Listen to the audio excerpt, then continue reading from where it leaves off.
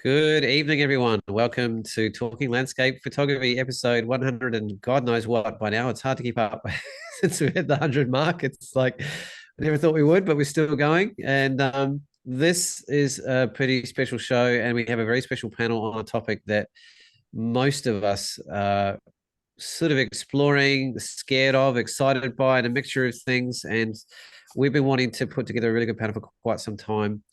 It's not a subject we're going to finish or come to any completion on. It's one we're going to explore and continue exploring as it changes almost every 2 weeks. But we've got a very sort of interesting panel and a mixture of people from Australia, New Zealand, and England live right now. So we have Tim Parkin, the editor of On Landscape, and who we will leave the show with this fantastic article he's written fairly recently that I would say is one of the great resources online right now about AI and photography in particular. We've got Jase Blair from New Zealand, my brother from another mother. What did you called me? OG gangster Tassie Devil. I got to think up a name for you, mate. So so he's a dear friend. He's been on the show before. We had him with his own show recently. He's a judge. He lives on the southwest coast of one of the most beautiful places in the world, and this in Te Wapanamu in Aotearoa in New Zealand. And we have Matt Palmer, the current and forever Australian Professional Photographer of the Year from the AIPT. You probably get sick of hearing that, but it doesn't hurt. And Matt's been spending a lot of time and a lot of interest in this area, and he's prepared and some very interesting things in terms of an AI image generation sort of point of view. So of course we've got the wonderful Ben Mays and Luke Tscharke. It's sort of we'll roll with it a little bit organically. We've got some ideas of things we want to cover. We've got some specific things that Jason and Matt have prepared we want to share, but it's really going to be quite a fluid conversation, and it kind of needs to be because the whole concept of this thing is very fluid. So who knows where to start? I guess to me personally, I haven't dived down the rabbit hole that far, and I'm one of those people that's sitting here trying to find a positive, empowered, and educated point of view on what's possible, so I can then make my own decisions around the values and ethics of the elements that are involved in the conversation, which are quite broad and varied, and maybe sort of remove some stigmas about how well I can actually use AI technology, which already exists, and in a way that is ethically sound and actually empowering me as an image maker. And that's kind of where I'm personally at. I don't know, Luke, where are you sort of at with your stance on AI and photography at the moment? I'm very keenly interested in it. I think it's a freight train steaming ahead and is already starting to go past, and so it depends on if you want to jump on or not, or understand what's going on. And it's obviously the image generation component, but then there's so much more to it in terms of I'm very interested in the language model side of it as well, and artificial or general artificial intelligence, I suppose, and what's possible in the future in terms of how that can unfold. So it is a very interesting and dynamic area, changing week to week, and it's almost like there's a new interesting development, release, some other new model or new plugin or something's happened that looks like it's going to change the game again. So definitely a really dynamic and interesting space. And I think if there's one term going to be used this year and maybe subsequent years, it's AI, because it's just getting built into everything. So I think I thought I like your maybe a nice analogy. way to start, Paul, is just to reflect on what all of the, I guess, panelists' experiences are with AI currently, and their personal views or insights into what they're seeing is going on. Well, I think I wouldn't mind starting with Tim if you're up for that, because I feel like you hold a very good position in the wider community about maybe explaining the bigger picture of where this conversation sort of comes from, and give us a starting point in terms of explaining to people that are less aware or comfortable about what that even means, and how it's already situated in the photography realm in particular. Yeah, sure. I've looked at the AI probably.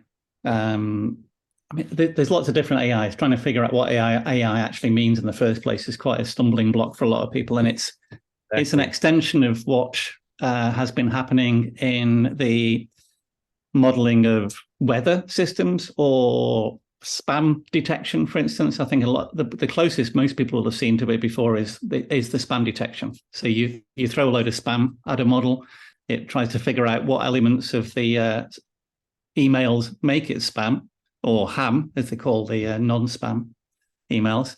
And this is something called Bayes' algorithm can put it all together. And that's fairly close to what AI is doing. But AI recently has become more modeled around a couple of research papers, the stability AI. And I suppose the best thing to do is not explain exactly what it is to explain what it isn't, and a couple of the misconceptions. And a lot of people see AI in photography and the mid-journey thing in image creation as some sort of hyper-intelligent collaging system. It goes online, you give it a description, and it basically goes and takes a load of pictures and cuts bits out of them and melds them together in some way. And that's exactly what it isn't doing. It's a lot more clever than that and a lot more organic than that. It has more in common with how you would learn, let's say, to do art. So if you wanted to start painting or drawing, you would start looking at examples of drawing online, and you would learn how to draw a texture. So you might learn how to do a river texture or water texture. And you'd learn all these building blocks and how to draw the edge of a river and things like this. And when you come to create your own work, you won't say, I'm going to copy a bit of this picture or copy a bit of that picture. You will know what the components are in terms of what things look like. And then you would imagine a shape that comes out of it. And you don't remember exactly what every single picture you've ever looked at looks like. You just remember what it is that you need to do to build something. And that's how the AI image generation is working effectively. And it's only as good as the stuff that's thrown into it. And people think when they're looking at the copyright examples and it's building things that look like too gimmicky or saturating, they forget that the majority of photographs on the internet that it's trained on are probably not that good. So when it comes out with something that's incredible, it's fairly lucky. I mean, it's trained on a bucket of images. That nobody's gone and curated it. And I think this could be the interesting step, is when people start curating their own content with AI. And AI, in terms of the sharpening and upscaling and all these other things, is like this spam detection algorithm. It uses a training system. So a sharpening algorithm may take some pictures and take some sharp pictures and work out what it is that makes a picture sharp, and then applies that to your picture. So it's nothing like perhaps the sharpness you may be thinking of originally. It's a lot more clever, and it's the really interesting thing, and I think the pivotal point about this is it's the first time people have written software that they don't know how it does something. So the people who are writing this stuff have really not much clue about how it's actually working inside, and they can't predict what it's going to do, which is quite scary, really. But also, we live in interesting times. Yeah, I think there's two elements to that. I'll just jump in. There's two elements to that conversation stand out for me. Is one, the awareness or lack of how much AI is already happening currently that you're probably using and may not even be aware of. And so that's an aspect that might surprise some people. And I guess I think that's one of the most unusual elements to me also, Tim, is that they're creating this beast, not really knowing what it's capable of and how it works. And there's not a lot of control, it seems, over what sort of comes out the other end to some extent. And I love Luke's analogy of this freight train has started, and it's kind of like, I feel like if you want to jump on, it's already going half speed, and you've got to run to catch up, and your hair's flying in the wind just to even sort of keep up with where it's going. And it's hard to tell who the hell's steering the train and where the hell it's going, and why they're going there, and what their even motivation and values are. And I think it's getting very, very skewed very quickly about, and there's elements of fear around it as well, I guess, about that lack of control and consistency. I'll just chime in on that control piece from what I understand, and that is that whilst they don't necessarily know how the models do what it does, they do train it. So they will look at the output and make sure that if the output isn't desirable output that doesn't happen again, or what have you. So they have a lot of, I think they employ, there was a recent story about very little money is paid to these people that are sitting down and actually looking at the outputs, and there's an actual term, grading or what have you, of the outputs to determine. And so there is quite a large human element in terms of training it and helping it understand what is good and what isn't good. So there's quite another piece behind it from a safety perspective. And a lot of people have said that's why Google particularly are being a bit slower with their AI, just making sure that safety's there. I don't know if that's an accurate statement, but that's my read. It should be mentioned that the connection between this grading system and actual change in the output is very, very loose. So I think a lot of people in software would think, well, they can just go in and change the line that does this, or put a little algorithm that does this. And with the AI systems, it's almost impossible to do that because it's so organic and so you're dealing with huge amounts of data. You can't just go in there and change a line that says, "Can we just get rid of the nipples, please?" It's you've got to change so many things at the data that comes in, and then you change a subtle thing in the algorithm, and the only way you can do it is look at what comes out and say, is this what we want? And it will get it wrong. It's unpredictable. I think that's at the core of it. Yeah, well, I guess that's creativity too, isn't it? Quickly? I mean, unpredictability. Is it like, I know initially when they first came out, there's a lot of issues with, hands with 6 fingers and sort of really quirky sort of things that seem to be consistently part of the issue. Have they started addressing those already? Is it kind of refining itself as well? With the stability AI system, you can add in modules for certain types of things. So that, for instance, one of the things that went into Midjourney quite early was a module for faces. So you can it's like a plugin, and the plugin can recognize a face, and if it sees a face, it might have some code in there that says it has to be symmetrical, so you don't get the eyes looking in different directions. And recently, I think they did the same thing for hands. So all of a sudden, you've gone from fingers that were completely wrong in every picture, so all of a sudden you've got hands that look correct.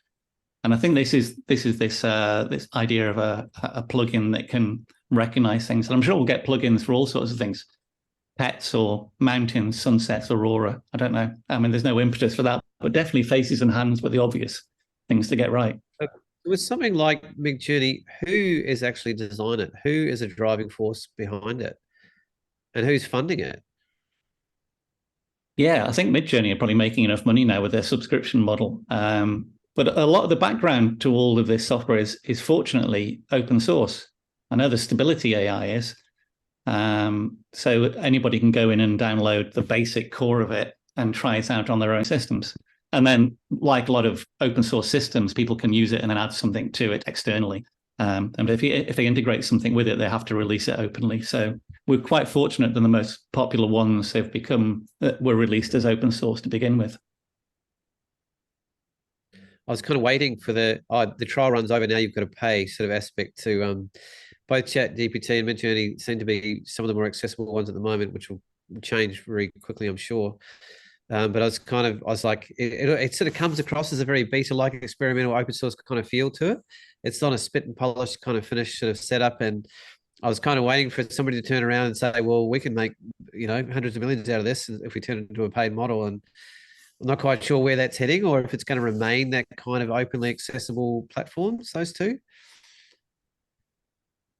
Well, my read on that would be that because it's so kind of, I guess, like a beta, or it's being developed as it goes, you don't really want it to look like a fully baked product, because that's sort of setting certain expectations that everything's going to be perfect and exactly what people are after. So I don't know if there's a huge amount of incentive to make that. And I think, given the popularity, people will find out how it works and track out a way to make it work, irrespective of that. So I thought the same, like it would make sense to make it look a little bit more intuitive, but that'll come, I suppose, with time as things get more fine-tuned. Yeah, anyone got a response to the other aspect of the question of when or how they're going to sort of monetize it and restrict its use based on paid formats? Do you think it's just going to remain this kind of accessible open source? My assumption on their approach with it at the moment, and this is not this is purely speculation, is that the purpose of making it reasonably accessible in its early stage is actually to improve the model, and they're crowdsourcing their product improvement, especially given that it needs trained, if they can barely pay their grading staff, they certainly couldn't pay enough people to come up with prompts and test it and poke it and give it feedback. I think there's also a liability issue with the legal side in terms of if it looks like a professional product and it produces something illegal or immoral, then there's a big liability. If it looks like an open source project where people are all playing with it and it does something wrong, it's a group attribution of error. So it's useful to do that, and especially with the base of it being OpenAI. I think we're in a situation where it's so interesting that there are millions of people working on it.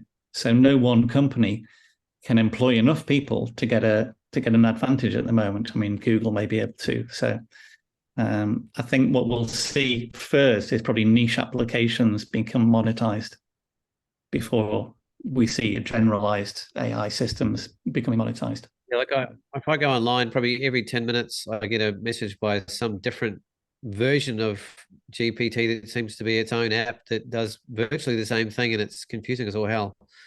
Well, they're all other people trying to make money off of being able to access ChatGPT, because there's no actual app, there's no official app, so everyone's trying to create an app to access it so that they can make a little bit of money out of it. But the other side to it too is that I forgot my point actually. But yeah, that's if you just go to the main website for whatever it is, then you're going to have the best access. I was going to mention that ChatGPT already has a paid model as well, so they already do have subscription models out there, and that just gives you a better access to the more advanced model like GPT-4 and priority access and things like that when things get busy. So that's already starting in that way, Paul, I suppose. But you can imagine that if you want to access certain plugins or certain add-ons, then there'll be subscriptions or other ways to pay for that. I'm not sure if anybody has heard of this at the moment, but there is for the legal side, as a bit of reference, there was a Belgian man that committed suicide at the behest of an AI chat system recently. Did hear that, yeah. Yeah. What was the context behind that, Tim? He was very concerned. He's a married guy with kids, and he's very concerned about climate change. And he started chatting with an online chat bot. It wasn't any of the popular ones, I don't think. And the chat bot was basically reflecting his own concerns back at him, that the world was going to end, and there's nothing he could do about it. And then when he approached it and started saying things like, "Is there any reason to go on?" The chat system reflected that back at him as well, and he ended up killing himself. Obviously, you don't know what's going on, but I think it played on his own mental issues and reflected back those issues. So you can imagine a commercial entity doing that. Well, I guess it's always the sci-fi aspect of AI is how it can, when it's read all of the stuff, it knows everything about human psychology, so it would also know everything about manipulating humans into thinking certain things. So you can go into a bit of a tinfoil hat rabbit hole with all of that sort of thing, but it's actually also very real. So so that's kind of an example of that. So I guess that's when people talk about alignment of the AI or what the AI is actually, is it working for humans or not? That's where those sort of conversations can head down. There was a recent case that I saw, and you guys are probably familiar with this too, where I saw one of the AIs wanted to get past like an "I'm not a robot" little wall, and I hired a person to get it past that. Yeah. Which is just, that's dystopian. Like just the such an early model having the intelligence to hire a human to do a job that it can't do. I like the fact that the human on the other end actually asked the robot, "Are you a robot?" jokingly, and it said no. Yeah, it through deception acted in its own interest and hired a human to do a job that it couldn't do, which is a little bit terrifying. It kind of lied. Could you say that it lied, or could you just say it was just being clever? It said it's not a robot, or it declined the nature of its reality. So I'd say that it's a lie. It was at least deceptive, if not a flat out lie. It should be pointed out in terms of this chat AI systems that really what we're seeing there's no brain inside an AI system as we know it. It's not thinking about doing these things. Somebody described AI as a stochastic parrot. It's basically it's a word prediction algorithm that says, after all this text that I've put in, what should I respond with? And what's the most common thing responded with? So in terms of the context of what's gone before. So in terms of the guy who committed suicide, he was just having his own predictions. He was asking questions with predictable answers.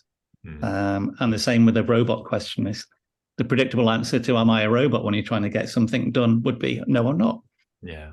Like, so it's not necessarily it having self-consciousness that it's not a robot. It's just, that makes sense. Well, I've heard the term mirror used quite a lot as a concept in and around AI, that it has a very reflective role, and that it's kind of just spitting out what it receives in a lot of way, and the way you interface with it, again, it'll mirror back to you aspects of and elements that you're already sort of feeding into it. And so I think there's a couple of elements we touched on that didn't quite go down the role further with. Was we mentioned the word responsibility, and I think when you've got an aspect of conversation where somebody's life is being lost, that's one of the big questions that comes up to from me. Who, where, or how is the accountability of that potential coming into line? And it sounds like they're a quiet, hands-off approach. No one really wants to sort of encompass something to the point and level that they're there where the finger is going to be pointed at from a human point of view. But where does the accountability lie for what this kind of technology is capable of? I wouldn't mind hearing from Matt. Matt, what do you kind of think on that sort of idea?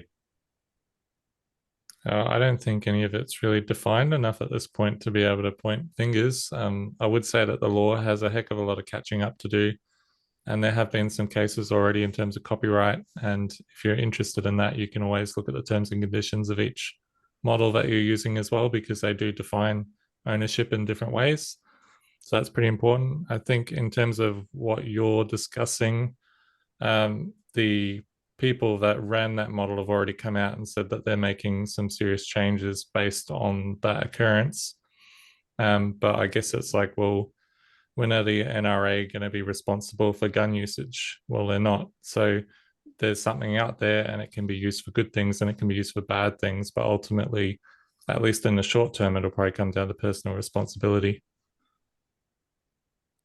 Yeah, and that's one of the major rabbit holes, is the values that are driving it. Like, I think it's in my limited understanding, like most things and most technologies, it has the capacity to be used for wonderful things, like AI as a tool in all sorts of different realms, whether it's writing or design or photography. It can free up time that you can now specialize and make more efficient use out of with the skill set you do have, because you've got another tool that can do the kind of groundwork for you. So that frees up your creative capacity to go further down to what you're best at. And I think a lot of sort of technology-based tools can allow that to happen. But where I think it gets interesting is when it's being used or driven by a value system that is out of integrity or authenticity, or is happy to deceive or take ownership of other people's work to benefit for themselves, which is where that interesting line comes from in terms of how it sources, particularly it's basically searching the internet, and it's got access to the world's biggest library of your work and everybody else's, and grabbing all bits of it and spinning it all out straight back at you in a different shape and form, is my understanding. And so, Matt, it's just, we might as well touch on one aspect in terms of copyright, because that's one of the first initial questions that came up with it all. And I still think there's not an answer to it. But has there been any progress in terms of a position that people take? Like, it's hard to define what aspect of an amalgamated final image is when it's really made up of a lot of different pieces, and it's hard to prove where some of those pieces have come from. But it is kind of a fact that they are made up of essentially other people's pieces or styles or artworks, or at least homage to them. Is there any sort of progress on the law or copyright, or how are those particular cases being followed through on at the moment that are already current? Well, I would say, obviously, I'm not an expert on the law, but I can give some general ideas. I would think that, well, first of all, it's not really regurgitating or spitting back other people's artwork. It is being trained on their artwork. So there isn't really a discussion about, the AI model taking somebody's photo and then sending it to somebody else who requests a photo that looks like that. It would be the same as if I looked at your portfolio, Paul, and then I was like, oh, I'm going to go fly over that lake over there. That salt lake looks really good, and I like his composition. So I'm going to fly over that and try and get the same composition. So ethically, that's not a great place to be if you're doing that with other people's work. But in terms of copyright, that's not really a copyright infringement straight away. Like if I were to use your actual photo in some way, definitely that would be a problem. But we can't have copyright over ideas other than patents, of course, or taking a photo of a certain subject in a certain way, or the other things that AI can do as well. So we're not just talking about photography; it's also illustration, it's also painting, other forms of art, and it's also moving into music and other areas like video very quickly as well. And I would say, while there needs to be some sort of legislation around it and how it can be used responsibly, there's going to be other countries that will develop their own AI models that will not have the same view of how things should be done that we do. So, for example, I've had my work taken and reproduced in China, for example, and there's not a whole lot that I can do about that because culturally they view copyright in a very different way to what the Western world does. So we've got to be mindful of that as well. You can legislate all you like within a specific country, but then what happens outside of that country is a completely different set of values and laws. So it's that freight train again. And in terms of ownership, and you mentioned about the terms and conditions of the models, and I'm interested to know if based on your research or understanding, what if you're to generate an image using these AI tools, do you have full ownership of that, or is there some aspect where whoever generated it also has a say in that? Well, I'd say, first of all, you need to read the specific terms and conditions of each program very carefully because it does vary. The Midjourney that I use, from my understanding, and this could have developed, is that you basically get a commercial license to be able to use your imagery within a certain context. So depending on your plan, that might change depending on whether you're selling NFTs over a certain amount of value. It could be distribution kind of limits, that kind of thing. So different plans give you different commercial advantage.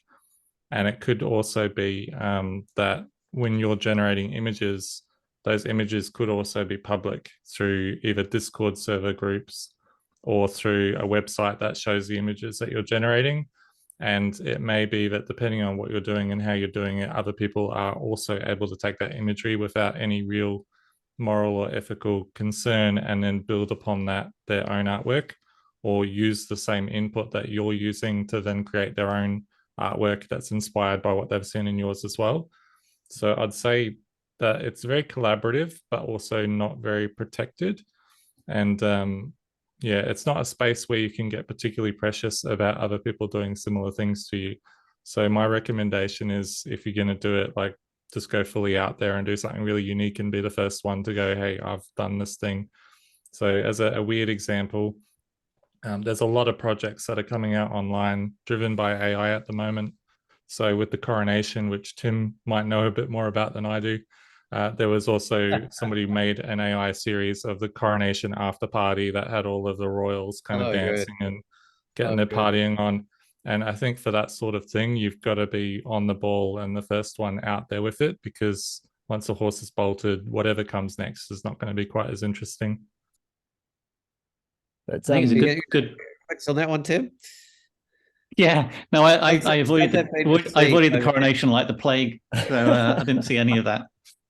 I will say that one of the interesting things about copyright that people don't realize is it is very limited of what you copyright, especially in the visual arts. I can pretty much copy somebody else's composition, and the law doesn't protect that. I can copy somebody's style, absolutely, and make my picture look exactly the same style as somebody else, and I'm completely within my rights to do that in terms of copyright. So, and I can even take somebody else's picture and adjust it. I can put a stripe across it as long as I say I'm being creative in putting a stripe across it or making the border yellow or something. Then I can usually get away with that with a good lawyer. So the copyright issue is a very loose one. Copyright doesn't do much for us anyway legally. Yeah, and I'd say that there's photographers out there that I've heard already have complained that AI has kind of adopted their style of landscape photography or whatever it is that they do. And I would say that's not overly correct. And if they feel like they're in a position where their work is being copied with AI, it's probably because the style of their work is perhaps so popular that thousands of people have already copied that work, and all of their work is then getting trained into AI models. So whatever's becoming popular kind of filters to the top. And that's also the same with people's faces. I've heard people say, oh, my face was in AI. And I would say, well, there's 7 billion people on Earth. And if an AI is going to make a picture of a person, it's going to look like somebody. And we define beauty as symmetry and almost normality in faces is a beautiful thing in terms of what we appreciate. And so if an AI is pushing itself towards the concepts of beauty and symmetry, then beautiful people are probably going to feel like their AI is representing them in some way as well. Oh, I was thinking that though, like with all of the gens that you see, and they're getting much more realistic, eventually, well, someone probably exists like that one that the AI generated. And so there's these AI doppelgangers going out there all the time. You got to try and track one down or something. Well, what I find quite fascinating when I first came across some of the examples of apps and things that came on, what people seemed most fascinated and driven by was these avatar-based approaches where they get to see versions of themselves in a way, shape, and form, and style, and context that they wouldn't normally see. And that seemed to be one of the initial. And I think it's a very interesting question about human nature and what they're particularly drawn to from a very humanist sort of point of view about it. Like, do you have any thoughts about that whole sort of avatar-based aspect and why that's been one of the most popular kind of initial forays for people to go into that realm? You're muted. Yeah, I think I saw a fun one from you, Tim, on Facebook of an AI generated profile. Yeah, I'll share that one briefly. So Quite enjoyed that. I was just throwing my own picture in to see what was going on with it, and let's see if I can get my own profile. And amazingly, I did this many different times and came up with nothing, but just once it came out with that. That's fantastic. So it was like me with a large format camera. Again, it's an interesting thing about how it built a large format camera. It knows roughly what it should look like, and it's got one of those inverted tripod gear heads it's found online, but the actual cables and everything, I'm not sure what the hell's going on. But yeah, that was quite fun. I course got the little eyes within the thing at the front. Yeah, that was good. The googly eyes. Yeah. What do you think it says about us as a species that's one of the aspects we're most fascinated by, at least initially, before we look at applying it to anything more maybe productive? Most people are caught up in this in this aspect, at least playing with it. But if you look at the wider population of the whole world, that's probably going to be their first introduction to at least image-generated sort of AI. It's like an uncanny valley sort of thing, isn't it? It's taking a picture, making it look like you, but not quite like you. And it's and I think the cartoon. I mean, I think when I was looking at Midjourney in November of last year, one of the most popular prompts was upload my picture with a phrase cartoon up next to it. So they wanted to cartoonify their own image, and it did such a good job of it. People were interested. Although I did see somebody that they did this, and their head was put on a milk carton. They've obviously misspelled the prompt. So I think just to stop for 10 seconds, because there might be, we're using a lot of words and programs that some people might not be familiar with. So just to, I know, Jason, do you want to quickly describe, say, a basic approach to something like Midjourney? So just people have a little bit more idea of what we're actually talking about. So what do you actually do and how do you make it work? Just briefly. Yeah, my experience with Midjourney is probably not that much. I've played with it. So the way Midjourney works is that it operates inside a chat server, a Discord server. And when you first dabble with it, what happens is you jump into a public chat room with thousands of other people, hundreds of other people who are all typing in prompts, and it's spitting out results, and it's quite chaotic and full on.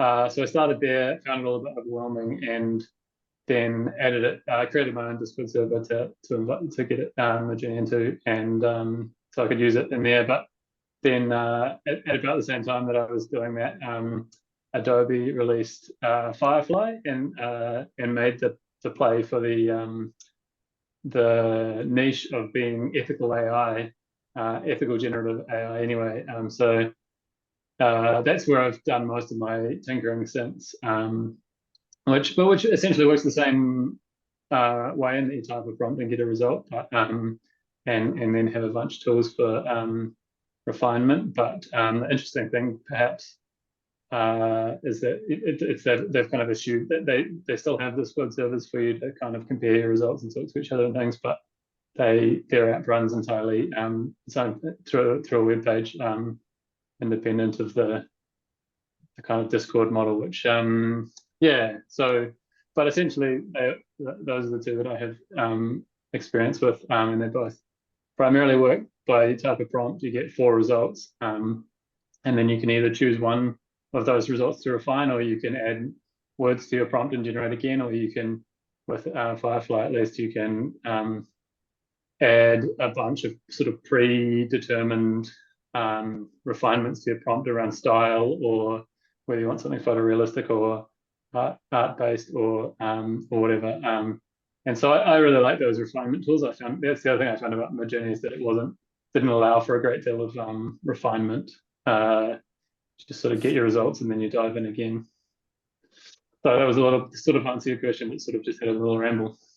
No, that's great, and I think we could probably actually show. I think Matt might even have something ready for us just to do a bit of a live demo, just to show how if people haven't played with the image generation, what it might look like.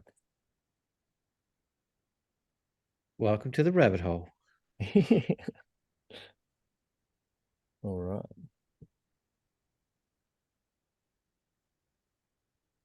You're just muted, Matt. Yeah. So just, Oh, yeah. So this is the confusing scene that you'll first see when you join the Midjourney Discord server.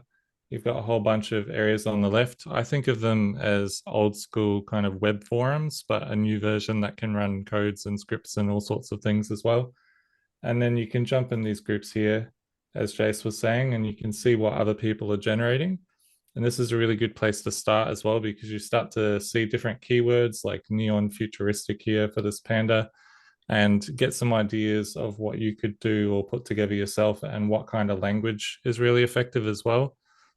Because it's all prompting through English words, basically, the language is really important, and even just one word can completely change the feel of what the end result is. Like Jase, there's a term called prompt engineer, isn't there? Where to get such a accurate output can sometimes take I think even the guy that won the Sony World Photo Award for his, he mentioned he spent an extraordinary amount of time refining his prompts, or I think that was the guy. So it's not uncommon to spend quite a period of time to get them right.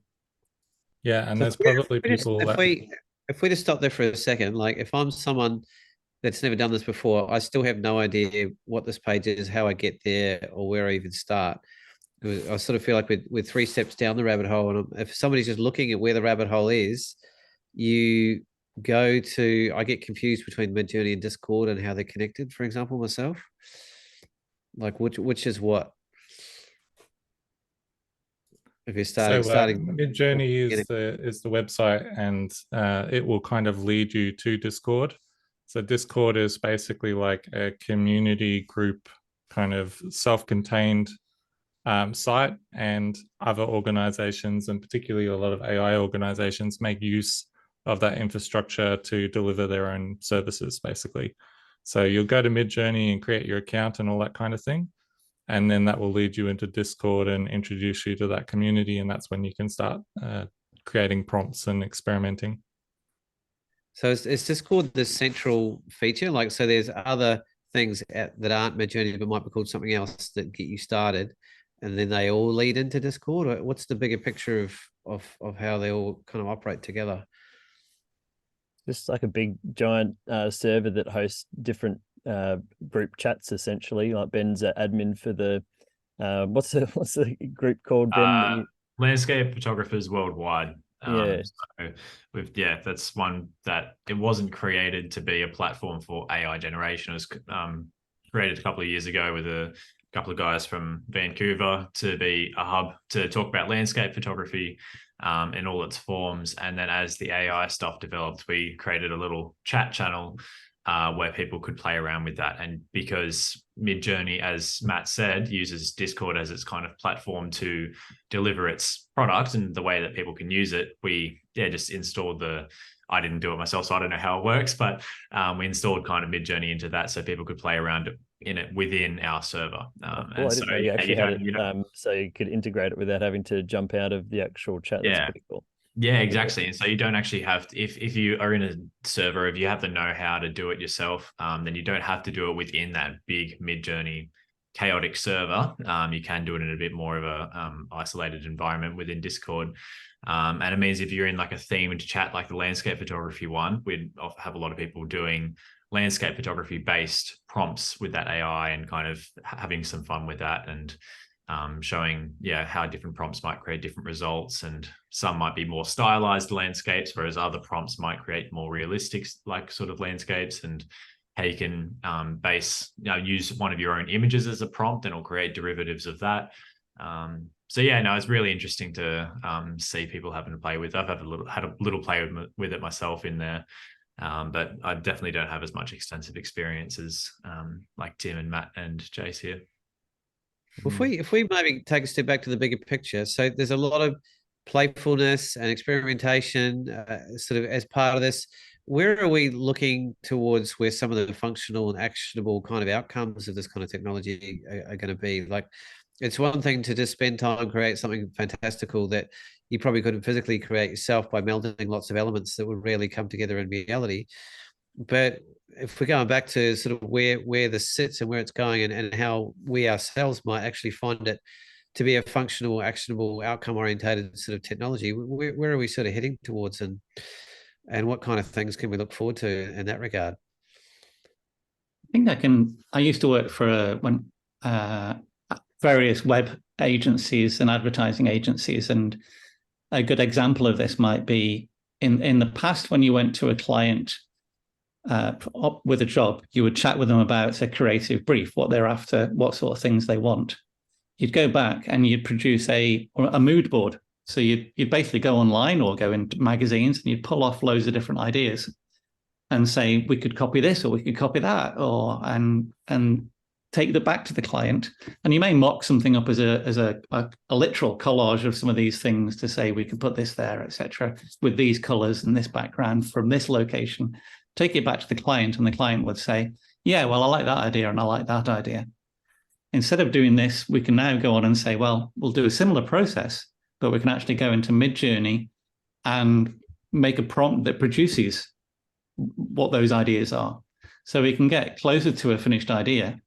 And also, we're not, in a way, the old way of doing these mood boards was more blatantly copyright nasty than the new way, because most agencies just copy stuff. It's well known that the originality tends not to be there unless you go to, well, I'd say unless you went to very big agencies, but they're sometimes the worst.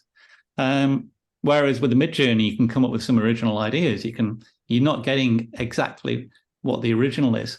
So it is a creative tool in that way, and a way of working with somebody who can't visualize things abstractly. It's really useful. Yeah, I've been using it for a similar reason. And also when you have a photography project that you want to work on and you want to collaborate with other organizations, instead of going, well, I want to take a photo that's going to look kind of like this, and here I'm going to describe what the outcome is, I can actually create a mock-up of what the photo might look like in Midjourney and go, this is the approach that I want to take when I photograph this. And this is the kind of look that we're aiming for. I can use the techniques to get this sort of result.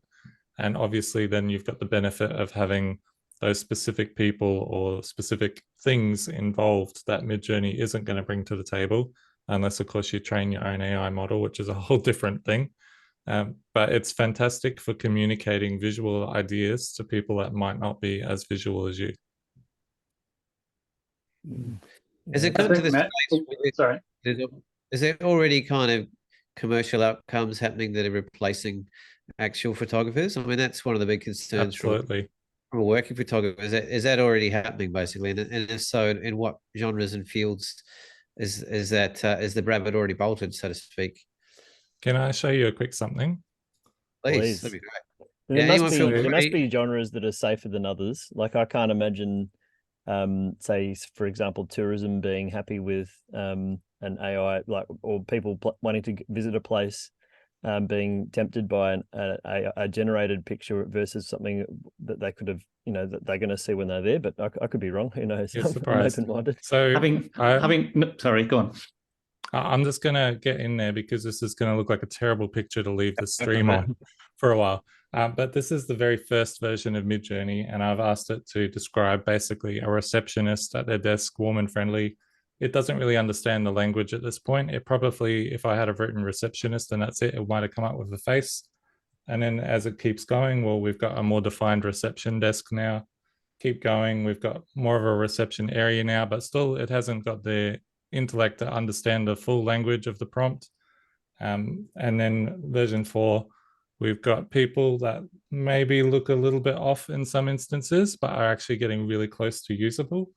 And then we've got version 5, and that's the quality of photographs that I've seen, a medical salon or beauty or skincare use. And then we've got the latest version, and the hands are pretty much there. The expressions are there. You don't have quite as much of that uncanny valley, which is that weird look that humans are trained to look out for instinctively. So I would say uncanny valley. What's that? Yeah, so basically it's an effect where humans are very aware of things that kind of look human but are a bit off. And that could have been in the past, I'm not a medical expert, but it could have been to identify, say, people that had a disease that could be dangerous towards the person, like rabies or whatever. It's just like, oh, okay, something's not quite right with that person. And when you generate things that are supposed to look human but aren't, they often have that kind of weirdness about them that humans detect. Whereas AI is going to start getting to a point where you can't perceive a difference between it and a photograph. I think it's called the uncanny valley because there's kind of a point where it's far away enough from looking like someone that people don't have an issue with it. And then as it approaches looking like someone, there's a big dip before, if it's like doesn't quite look right, there's a much more unsettling thing about it. And it has to really breach that and become pretty much indistinguishable for people to not be freaked out by it. And so something's wrong, but you're not quite sure what it is. Actually, yeah. I remember seeing early ones just being terrifying to look at because there's nothing inherently scary, but it's just like this should be a face, but it's not quite there, and it just feels disturbing to look at. I think that's finally kind of getting like, especially the two ones on the left that you just showed then, Matt. Those ones are like at a glance indistinguishable, those faces at least, which is pretty wild and stuff there. Just to get some perspective, what sort of time frame are we talking about for this level of development? So Midjourney version 1 came out about 15 months ago. I think it was February 2022, but it wasn't really publicly accessible until around July. So we're talking about basically under a year and a half of development to go from something that's completely dodgy and unusable to something that almost passes as really well taken photography or an amazing painting or an illustration or whatever you kind of set it at. Between the first one with a human in it and the current version, how long is that? Is that about 5 months? Sorry, which ones were you comparing? Between the first one with a human in it behind the desk and the final one. I think it was about 8 months or so. Yeah, it's incredible.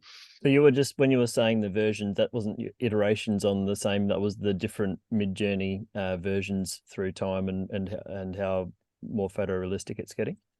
Yeah, that's right. The good thing about Midjourney, at least for me, in terms of creating some novelties that are really interesting and measuring how things are developing, Midjourney, you can still recall past models, and some models might give you the results that you're looking for, whereas other models may not.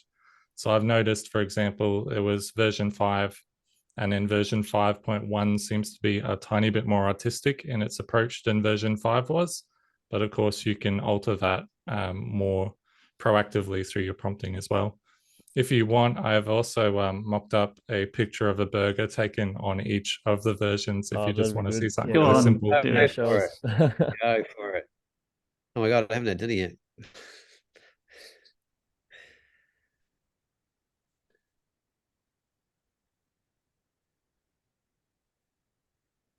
Beautiful. It's got your sound off. On mute. It's on mute, Matt. Yeah, we're all seeing this delicious burger now. Probably not that bad for version 1, to be honest. You can probably tell it's trying to be a burger, but it looks not so great. And we've got version 2. It's like a bad photograph of a burger rather than like not being a burger. Version 3, still pretty bad, or at least not scales appetizing. What's that about? Yeah, a bit worried about the lizard scales. I think it's trying to mimic seeds. Lizard farm. Yeah. But then version 4 represented a pretty massive jump in terms of quality. So you can still tell the textures are just not quite right. But I mean, compared to the last version, it's like night and day. And then you've got version 5.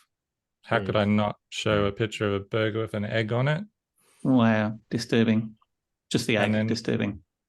Version 5.1. So it looks almost like a marketing image now. Yeah. That's crazy. That could be Hungry Jack's, like, Is that using this? Is that using the same prompt all the way through? Yeah, I think all I did was say a delicious burger and food photography. Wow. Starting to editorialize a bit towards the end there, throwing chips in and flames and stuff. Yeah. So is it kind of, if you're a company wanting to use that professionally, or you want to license that, are these models capable of producing like really high resolution things that can be used in campaigns? Does it have a limitation on its output? And how do you go about either legally or commercially being able to license images like this? Well, I think it depends on the plan that you've got. Midjourney, I think the biggest size at the moment is 2048 by 2048 if you do a square. So it's not huge files for print, but definitely it's adequate for web campaign sort of stuff. And then you've also got the improvement, and this is a whole other discussion point, of AI upscaling right now. And so a lot of people are taking the smaller outputs of AI and then upscaling them to an extent where they can now create prints and things from those AI images. I think there's also limitations on what companies can even do. Like I remember hearing that McDonald's and stuff, like fast food companies, were banned from animating the soft drinks and stuff in their ads. So I think they have to use genuine footage and photos of actual food. So I think they just wouldn't be allowed to, even if it was good enough. But yeah, I wonder if there would be industries where that's allowed, but I'm not sure if there would be. Well, I think if you were serving the fast food industry and just saying we help people that make burgers, you could probably get away with that. Yeah. But you certainly wouldn't want to make an AI generated version of your own product, because not only is it not, it could be misleading, but also like, why would you want to take that potential hit when authenticity in business is so important now, and possibly going to be even more important with AI and all this other stuff going on? Because it's thousands of dollars cheaper than hiring a photographer, maybe? Can I jump in here with what I think is one of the most interesting cases of AI used in a campaign that I'm aware of so far, which is Amnesty International took a massive load of stick for using AI-generated imagery in one of their campaigns, and I think it was really fascinating for two really interesting reasons. And the first is that it was a genius piece of marketing, and their campaign got way more attention than it would have if they'd used photographs, just by virtue of the shitstorm that it created. And so I think it was a very calculated and deliberate move to court controversy for eyeballs. But two, it raises a really interesting use case for AI imagery to me around times when it may be unethical to photograph actual people who are the victims of tragedy or war, or where often war photographers or however, the press have failed to get consent from people who have become the faces of enduring faces of conflict or disaster. And so maybe there's a strong case where that's actually a really good place, even though that was hugely negative feedback that Amnesty International got because it wasn't true. And people are concerned very deeply with truth when we're talking about AI-generated imagery. That, I think potentially that's actually one of the strongest cases for AI imagery in a situation where it's not ethical to photograph people without their consent. So I don't know, discuss. I think on the converse of that, they had the recent Republican campaign, which used AI imagery of rioting and people on the border in Texas to try and demonize Biden's foreign policies, which is really, really quite interesting, because that's heading down a real rabbit hole of creating artificial pictures of tragedy to try and use to promote your political points. Yeah, the misinformation piece, it's going to be a real deep fake and all of that kind of aspect of things is just only going to get harder and harder to distinguish what's a true story sometimes. On that I'm point, also interested too. Sorry, just to elaborate on that kind of topic a little further, and bring it into landscape photography as well. There's a photographer, I think maybe in the Netherlands, not sure where he's based, called Daniel Lan. There was a kind of a week or two on his Instagram where he was posting photos that were starting to look not quite right, but he wasn't making any sort of disclaimer. And then he came out saying that his last 10 posts or so have all been AI, and that he's just been having fun with it and was running a little experiment or something. And he copped huge flack for that and lost a huge amount of followers. I think Mark Adamus left this scathing comment as well. Like it was pretty wild. And he seemed relatively unfazed. It's like, I don't really care. That was his new creative outlet, and he's going to keep doing what he wants. So I found that really interesting as like the first kind of fine art landscape photography use case of using AI deliberately, deceptively to see if they could get away with it, which he did to start with. And like, you had some people in these comments being like, oh, is this AI? Or like, but for the most part, people are going, oh, beautiful photo, all this kind of thing. And his style was already very hyper realistic. So it lent itself towards those blending in. But yeah, it raises that question, hey. Well, I think it was going to lead into what I was going to mention as well, and that's people also doing those sort of almost like a grandstanding in photography competitions as well, where they will enter an AI image and then potentially win the competition, and then come out and say that it was AI all along, and this is the future and all of that kind of thing. And I thought it'd be interesting to get Tim's perspective on that, given that he runs a very, very well put together competition, Natural Landscape Photography Awards. And I was just interested in your views on that, Tim. It's obviously going to be front of mind. Yeah, well, I had a recent phone call with the Wildlife Photographer of the Year competition about AI, saying, well, basically after the Sony competition where somebody did literally that, they entered the creative category, and they put an AI generated wet plate photograph, black and white, basically looks like Victorian era, and won the category, and then said, I only entered to try and create a conversation.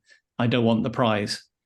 So he's trying to promote the fact that saying the judges didn't do a good job in detecting it. In terms of the judge's job isn't to detect AI. The judge's job is to work out what the best images are. It's the competition's job to detect the AI. And there was nothing in that category that said you can't enter it.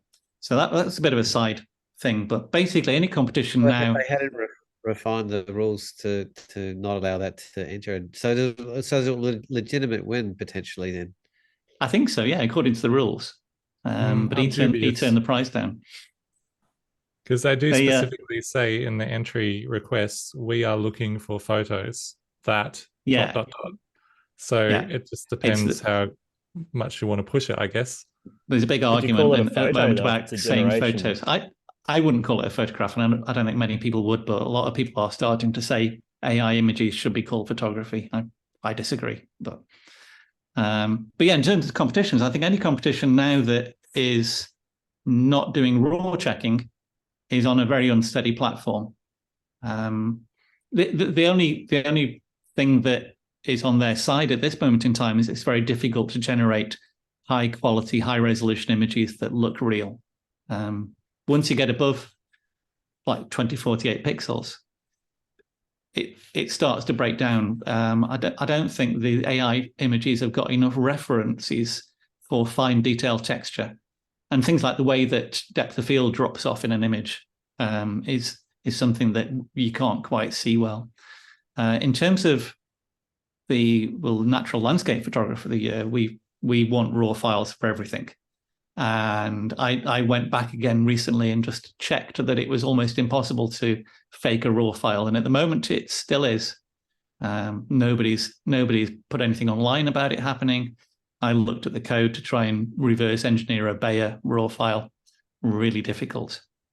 So as long as raw files have been checked. Yeah, I mean, I think if I sat down for a few weeks, I could probably fake a raw file. But it would take a lot of work. And I would have to have something to put into that raw file that I think I could get away with. I know if I saw a raw file that looked like an AI, I'd want to look at. We have the option in the competition to ask for frames either side of it, or like some phone shots that you may have taken on the day. And if you allow JPEGs to be entered, like the Wildlife Photographer of the Year does, they can ask for a set of pictures. So, and it's been done in the past where some people still use just JPEG, and you get a series of pictures of what happened before, what happened after, and you can look at the serial numbers on the camera and things. So, do you think there's a role to play for manufacturers in having some form of verification of a file, or some way that I don't know, some forensic aspect to a file, so that it's there's a stamp there or something? I think so, absolutely. I think you should be able to. The camera should be able to put an encrypted ID in there, and have it go alongside your registration. I think in police forensics, that is possible at the moment. You can get a plugin into the top end Canon cameras that injects some code into the picture. Not sure how it works, but there's definitely forensic components. But yeah, in terms of competition, it's going to be very interesting. And we've been chatting quite recently about how, in many ways, I think AI photographs could be a really good thing for photography, because it will mean that the real photograph and real places and the people trying to represent the world artistically will have more of a value, because if I can generate pictures like that in a few seconds on AI, what's the value of doing that in reality and spending ages in Photoshop trying to make it look like that? I come to the same conclusion, actually, that it's not necessarily a bad thing for people that like to play, straight down the line with images like that. So I'm interesting you say that. Yeah. Do you think? Oh, you go. Sorry, Paul. I was just going to say, I think really like the interesting thing. This gets where I get really fascinated by it to some extent, like the heart of the matter. So on the one hand, you've got the hype of AI that people are just really excited about as a thing, and that begets an equal and opposite kind of fear and panic about it, which is often rooted in a concern about dishonesty. And I think that misses the point hugely, in that dishonesty is not a novel problem. We've had it for as long as we've had honesty, and every photographer, as soon as they include or exclude something from a frame, is making honest or dishonest choices to represent the scene accurately or not. So it's an iteration of the same problem. And I think one really interesting thing that I've been looking back on while I've been thinking about preparing for this chat, and just in general lately, is one of my favorite bits of work, photographic work that I've seen in the last little while, was Jonas Bendixson, the Book of Valet, or I'm not sure how you pronounce it. I don't know if you guys are familiar with that, which was like disinformation wrapped inside dishonesty, presented as a photo book for the purposes of documentary, and like it was honest dishonesty, and it was like the greatest piece of fascinating work. that I've come across. So, anyone who's more familiar with the detail, I might get it wrong, so feel free to correct me. But essentially, he heard about a place that was the source of a vast volume of online disinformation, and so he, well, maybe while he was in the process of the project, he found out that was the case. He basically did a photo book about a place and presented it as documentary, but it's like fake documentary about a place that creates disinformation for the internet. It's like layers and layers of truth and untruth buried inside each other. It's amazing. It's worth sharing the link to that because it's one of the early examples of it. I think it was middle of last year, maybe even earlier. It won a lot. I think it won a book competition before he came out and said it was fake. Wow. Yeah, fake's a funny word. I don't think they're necessarily going to be using that word for that much longer in some ways, because I think, do we feel like it's more and more going to become a legitimate tool used for a certain purpose? And so, one of the big issues we've had in landscape photography for years is, is it a fake photograph? Has it been photoshopped? Has it been so on? And I agree with Jason, this is just a different version of the technology that's capable of doing it with maybe a little bit more speed, maybe, and a different sort of input process. But I mean, where do we feel like it's a positive leap forward? Where do we feel like, even as landscape photographers, that it has a positive place in our realm, as opposed, an honest place in our realm, for use of the word that you've been using, Jase? A tiny little one outside of landscape photography. This is just, so my girlfriend's mom's a teacher, and like we were showing her how to use it, and it's like perfect sort of thing for writing report cards, like you're putting kid's name in, certain characteristics, 150 words, and we did it, and it was like, this is perfect. And so I think like little tasks like that, I think it's an amazing tool for things that don't take away anyone's jobs, that just makes them be able to do them more efficiently.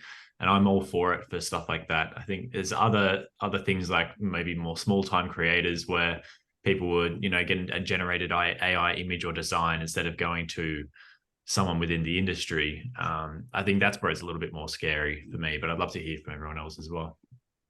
Yeah, I've not used it yet, but I've tested it. So one of the things that I hate doing as a gallery owner is actually coming up with titles for my art pieces.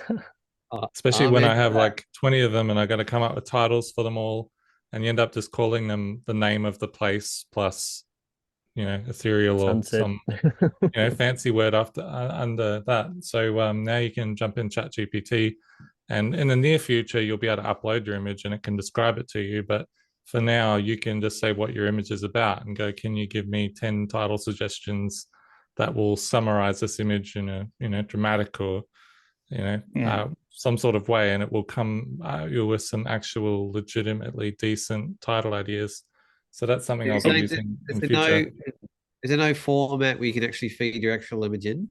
Because I think that's exactly what AI is doing at the moment. When AI is indexing a lot of these images, it's using its reverse engineering to code the description of the images. So when it's indexing the internet, let's say you want kitten pictures, it can use its own algorithm in reverse to take an image in and say, that's a kitten picture, and to tag it. So you could effectively have a module that tagged all your images in Lightroom. I think there's a story going around. I don't know if it's true, I apologize, but someone took a photo of their fridge and then, based on what's in my fridge, what meals can I make tonight, kind of thing, because it can recognize what's in there and then, put all of that together. So, some of the really interesting stuff is when you combine these things together. So you've got that image recognition, you've got the chat GPT that can go and create a menu, then you can plug it into your online shopping tool, and then you can put it into a party planner. So these sort of things that link together start to make your own private butler. Go through that. On the same theme as titles for your work, Matt, pour one out for every poor wine description writer for the back of a wine bottle, who's certainly going to be out of a job really. Is it worth having that creative like that? Yeah. Is it worth having a very good conversation in a wider picture, not necessarily in the realm of photography, just to give that, like, where is it moving and going to free up a lot of people's time? Where is it just quite likely going to change entire industries and take jobs away? Where is it actually going to create positive potentials? Because it's just one of those conversations that everybody's got this accelerated brake, fear, excitement kind of dynamic going on. And it's going to be a conversation that we reflect on, in 6 months' time with the other one, like where the fear and where the accelerator is going to be, just in terms of like our everyday lives as people. Well, yeah, I don't know if what I'm going to say is relevant to what you just said, Paul, but I'm interested also in how AI is being used in image processing, and that's not necessarily going to take anyone's jobs away, but maybe make photographers' jobs easier. And for example, the new Adobe Lightroom noise reduction that's just come out is pretty phenomenal, and it's really going right up against Dixo Pure Raw, which I sort of really enjoyed and thought was quite a good piece of software too. So big advancements in that space, but also other tools that I'm aware of where you can feed in your images and then an AI can actually be trained by that and then do edits for you based on the edits that you've put in there. So anyone experimented with any of those sort of softwares or I looked into Imagen, which is one of the ones that came out sort of quite quickly, I think, in terms of like you have to literally supply, I think it's like 3,000 images, and it basically runs through them and figures out what it feels like your style is in terms of your post-production style in particular. And then you have a paid service where, depending on the volume and amount of images you want to edit, it'll spit them back out for you and do the basic level of processing. So as someone like myself, where I might shoot 4,000 photos at an event in 2 days, and I spend the next 5 days trying to edit them all because I can't sit there for 12 hours straight without melting my brain. It could be a real game changer, for things that don't require really, really refined processing, but just need to be fairly consistent and a commercial outcome. I could see that being something that I personally would very much consider taking on board. There's also ones that I don't know the name of, and I've just heard someone else talking about it. That use AI to determine, like, to cull photos for you. I'm not sure of it, as well as just editing. Like, we'll pick out just sharp ones, ones that are like framed well, all that kind of stuff. Yeah, the best facial expressions. Yeah, exactly. I've got one called Aftershoot, and I have been using it, and I've literally put in 2,500 images from a portrait shoot or a wedding. And I don't think I've gone back with a fine-tooth comb to actually go side by side and show. Just from the tutorials, it looks at facial expression. Obviously, it'll cut out all the eyes closed ones for you. And you can give it sort of parameters around how refined certain aspects of what you want it to cull for can be. And then you just push a button, and 20 minutes later, after a cup of coffee, it's gone to 2,000 down to 400, and you can either like trust it completely and just assume it got all the best shots, because it's a lot of time to go back and try and find ones that it might have missed. And so I haven't quite gone down that far where I've literally gone through every single image to see where it screwed up and see where it did a good job. But I don't know, Jase, have you played around with any of those sort of ones? I could see personally with a real volume-based photography like myself, with some of the work that I do, it could be a huge time saver if you could trust it. Yeah, I think that's the real critical question. I've dabbled with Imagen, how you say it, and I was quite interested in it, but I think for the work I'm doing, it's not, the use case isn't strong enough. I know a lot of wedding photographers that are dabbling in using it, and I think trust is the critical thing, because as soon as you start to doubt its selection, you have to go back and redo all the work, and so then you're doing it twice. You're paying for it once, and then you're doing it yourself again, which is obviously not a win at all. But I struggle to. I just thought I'd trust another human being to do that for me. So I don't know if I can trust a. That's the thing, hey. So I do a fair bit of weddings myself, and like the business that I work with. Apologies for the notification sound.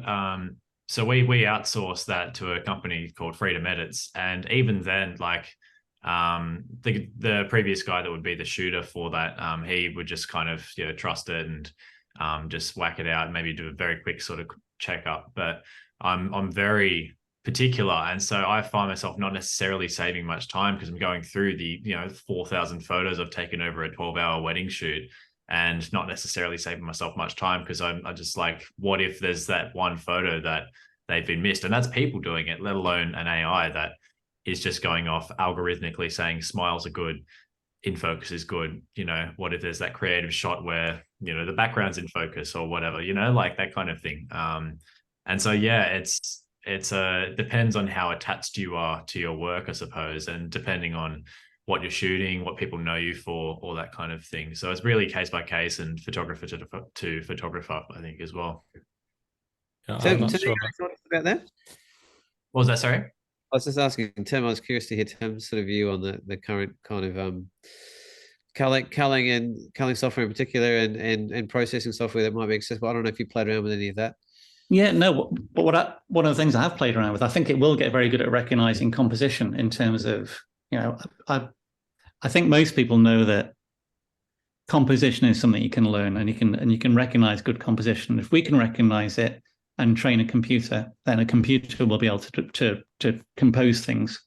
So we'll get to a point where it can go through and find interesting things. It'll never have your taste. And that's part of being a photographer, is like, it's what you choose is who you are. So if you let the computer choose, you lose your own identity as part of that process. But I wanted to share something which I found online. There's a great channel called 2 Minute Papers. I can just pause that for a moment, because that's part I wanted to show another one. We're talking about noise reduction. And this is a phone photograph in very low light. So they've boosted this picture dramatically to do it. And this isn't doing anything with the raw data, with the Bayer algorithms or anything. What this is doing something even cleverer, which is reconstructing the picture. So that's the noisy file. Yeah. That's the noise reduced file, which is extraordinary. You're almost seeing into the dark. But what the AI can now do is, I don't know if anybody's come across NERFs, which is the ability to take an image like that, and the computer can now build that in 3D from a single image. Oh my goodness. Oh. And so what you can get is a picture where you can, that's just showing some previous method. You can get a picture that will build a 3D model of what you photographed, which also then allows you to refocus it. Oh my goodness. Is there only that limited amount of movement side to side, or is it? You need more pictures. So I was just trying to find a model which is this one. You do a full matrix thing. So this is if you look at the top right hand picture, you've got the pictures that made this up. So I'll go back to that again for a second. Sort of a photogrammetry on steroids, isn't it? It's essentially photogrammetry on steroids, but with a bit of AI thrown in, so it can look at the fact there's a wall, and it can use AI to try and reconstruct that wall in fine detail. Because it's making up, if you look at the railings aren't very good in this one, because it's having to look through them. But some of the newer algorithms are being able to look through railings and see what's behind them as well. So let me just see if there's another example in here. There is one. I was trying to find the right paper. No, it isn't in here. But that gives you an idea of what it can do. And if you want to see some of the most amazing examples of AI, this YouTube channel called 2 Minute Papers is worth looking at. He just picks up on the latest research and tries to get some illustrations to show what it's capable of. And I can see a situation where we take a bunch of pictures of somewhere. Not only can it build the model in 3D, which you can then recompose with, but it can substitute out. If it's built a 3D model, you can swap out the weather. You can organically change trees in it and things like that. And that idea that you've starting with a 3D model, or you've generated a 3D model, makes it really interesting in terms of exploring what you could do with it. You may not want to let the model take the picture, but for researching an area, it could be really interesting, saying, I want to see what views I could get. You know, what can I make that I can go back and work with later on? Yeah, like so data capture when you're out there. Yeah, so it's like for photographers ephemeris on steroids. Google Earth, that blows my mind. I hadn't seen anything like that yet. That was amazing to see. You can imagine that with crowdsourced photographs constructing full 3D models of areas. Looping back a second to your comment about composition and kind of sort of related to that, I guess, what you're just saying. I do have one of the other kind of concerns, more abstract concerns I have about this whole field is the kind of homogenization of imagery that we see, and it's already a thing that exists in trends and preset use and equipment use and just visual trends anyway, but it seems to accelerate the homogenization of imagery because it is sort of averaging all photography out to some extent. I mean, there's the wild flights of fancy you can go on with AI work, but there's also a really boring sameness to a lot of the output as well, which I think is maybe a worry, but maybe it's also an opportunity. That, I mean, on the topic of composition specifically, an interesting thing is that to me, I think, you know, standard composition rules are a starting point, and then the like maybe 80% of my imagery that I'm happy with is along the lines of them, or 90%. But then the best of the best stuff my work that I really love is often the stuff that's the weirdest composition or the most unexpected twist on a composition or whatever. And that's the thing that you just don't. I mean, like maybe do get. I don't know where I'm going with this. Maybe AI is a good way to explore those weird compositions, but I also have a feeling that maybe by outsourcing a lot of this to algorithmic processes, we get a homogenization that comes out of it, which is a bit sad. Yeah, I think if we treat it as an end goal, it's going to be of poor output, and especially so that we're in a position now where more photographs generated by AI are going on the internet that haven't been tagged as AI, which are then training the AI again. And there's a definite worry in the AI community that it's eating its own food and losing identity. Yeah, exactly. But if you treat it as a tool, in the same way that everybody was worried about digital cameras and Photoshop, as a creative tool, it can be very useful. So it's like any major change in technology. The details and how it's used are the interesting things, not the tool itself. Well, I also think that the values driving its use, you know, and the intentionality behind it. You know, if you're using it to deceive people or take recognition for things that aren't yours, or you know, like that's where that morality and the ethical factor is quite a conversation in all of this, because we're going there. And one thing that was quite interesting tonight is that some of the scary applications are political. You know, you've got an inflamed country and there's a political unrest, and you have the capacity to deep fake something, you know, in an instant that can, you know, change the perception of a concept or idea or an event that's going on. You have a huge amount of power in your hands that can be used for and very, very influential. And by its refinement and development, and but it's getting to a point, some of those deep fake videos, it's like, oh my God, how do you tell the difference? And I think that might come back to trust now, and again, an opportunity for photographers where people are going to have trusted photographers that, you know, they're generating imagery that you know, it's from their camera and that kind of thing. So in some ways, the people that are just sticking to the path and not dabbling and just doing what they do might end up being more sought after, because they need to use people that know that, you know, are doing the right thing there. Obviously, people can still do the wrong thing, but it's better than just leaving it up to the free market in that sense. I don't know if that's a perspective anyone else has. Well, I wonder if the camera manufacturers are going to come on board, like you suggested, and actually use their own technology to stamp and clarify the integrity and authenticity of their files, because as a platform of authenticity. I don't know. I imagine some of the companies would have been thinking about that already. Yeah, any thoughts about that? Digital chain of custody type. I have thought about it. Would be interesting if if when you take a photograph, it recorded a short video either side, which would be 10 times more difficult, or 100 times more difficult to fake. That's what the iPhones are doing now, isn't it? Exactly. Yeah. And if you had that alongside it, you'd have to fake a movie as well as the still image, which is infinitely harder. Yeah, but it is doing movies already, which I find quite scary. Would you like to see a couple of things please. as to demonstrate why you perhaps shouldn't believe everything that you see?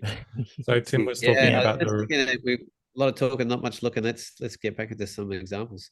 Yeah, Tim was talking about the Republicans using fake imagery, but the good news is that Biden and Trump are on good terms now, according to this apparent photo.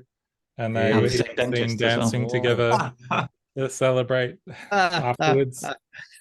And then Tim might not know these people, but we've got some Australian sort of lookalike politicians as well. There's ScoMo with his coal, loves the stuff. I love the coal. And this is, I think it was Prince Charles back when he was introduced to his clone that the aliens came down to Earth and introduced. That's shape-shifting reptiles. Definitely. And so even the past is not immune from fakery. And there's Jeff with his fortune there. And people might not know this, but I was Elon Musk's personal photographer for quite some time. So there's a lot of photos that I have of him close up like this, where he's acknowledging me because I'm just right beside him. But obviously all of that's complete nonsense. But that's another thing. We will probably see photographers faking folios pretty soon, if not already. And finally, I'm ending on this photo for the fakery section, because this is probably in the 1910s or before then, and a very early case of photo forgery where Stalin wanted to get all the Lenin supporters on side and make it look like they were friends. So I don't know if you'll notice, but there's the seat at the back kind of runs across the back, but then the seat at the front is two different seats. So he had them kind of put together. So a very early example of forgery. And so what we're seeing now is pretty much just an extension of what was already possible, but just a lot easier. While we're on kind of a showcase topic, I thought we might be a good idea to just have a look at some projects that are out there. I don't know if you guys have any that you've been working on. I think Matt, you might have some projects that you'd be happy to show.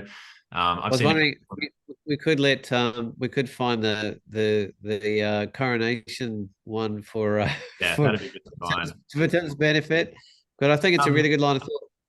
The projects are Enrico Fossati, like a photographer over in in Europe that many are probably familiar with, has always been very fantastical sort of processing. He's been doing a really cool AI blending sort of project called the Midnight Lodge, which is he loves his video game ethereal sort of inspiration. So he's been creating multiple AI prompts and blending them together, and he's made a separate website dedicated to it. So you could even take a look at that as well. See like a personal project like that. But if you guys have any yourself, we'd love to see them first. I've got a bit of a mixed bag.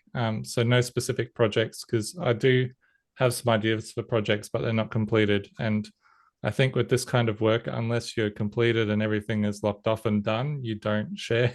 Because people can just jump in and use your prompts and go, oh yeah, I'm going to finish that before you do. But yeah, if you want to see some examples of what I think AI might be good for, I'm happy to share. Yep, go for it. Before you do, just because I think it's probably going to be a higher level of output than what I was going to show. I was just going to play a little quick game of AI or not AI to follow on from yours with some specific work. If anyone's familiar with the work that I'm going to show, just any of it, just keep your mouth shut. But I'll be curious to see what you guys.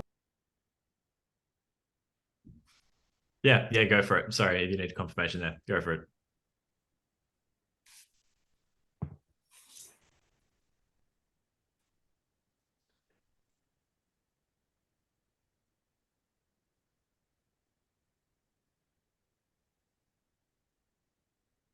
I reckon that's AI.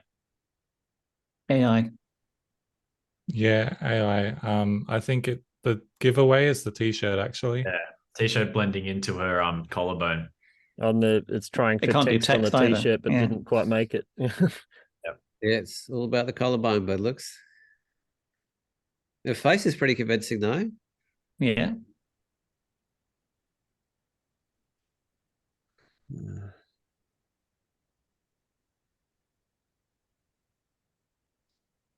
I'm going for real on that one. Yeah, the collarbone freaks me out a little bit there. I don't know, but maybe they just have an odd collarbone. But I'd say yeah. possibly inconclusive for me. There's some serious cheekbones and wide lips in terms of that exact meeting point, although the lighting's kind of shaping that a little bit.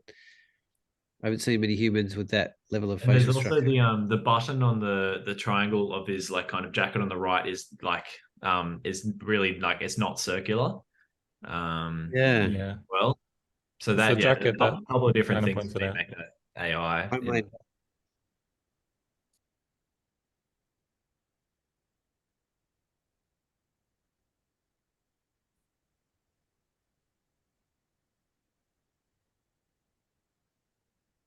No one wants to say anything, do they? It's like, oh. Yeah, I think that's AI. I feel it's the deep the hair on this like kind of coming over the forehead, like the kind of thin wispy one, like that looks a little odd to me. The rest of it's very convincing, but yeah, I know a bit of an uncanny valley. It's tough with the iPhone doing the drop focus thing with the two cameras, because that often makes things look weird as well. Yeah, it does. It looks, it could be. That one's AI for me. Yeah. Yeah, the head shape's getting pretty out there, but it's also a little bit influenced by Good maybe though. how wide angle the lens is. But again, these all pass on like at first glance, and I feel like it's only viewing these with context. I'm seeing like I'm really picking things out. But if you're scrolling past it without just thinking that they're AI, and they may So not be. Jase is smiling, so I'm curious what we're going to get at the end of this. That Oh, looks like an Avedon. That looks real. I'm just seeing that zipper going into nowhere though on the right. Oh yeah, actually, the arms are a bit weird, but then again, what?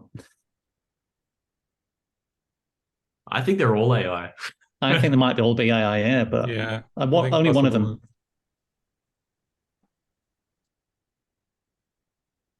You're going to let us off the hook, Jase? You're going to leave us hanging? I was Sorry, on mute James, the you're whole up. time. That's good. You couldn't hear my. Yeah, no, you guys did well. They were all AI. That was the trick. You're totally onto me. But I mean, I think the interesting thing is that like that first blush kind of passability of them is really interesting. And those are actually all the same photographer. Was it Federico Donelli? Right. And his project, his artifacts project, FD Artifacts on Instagram, if you're interested in it. It's interesting. Yeah, sorry, go ahead.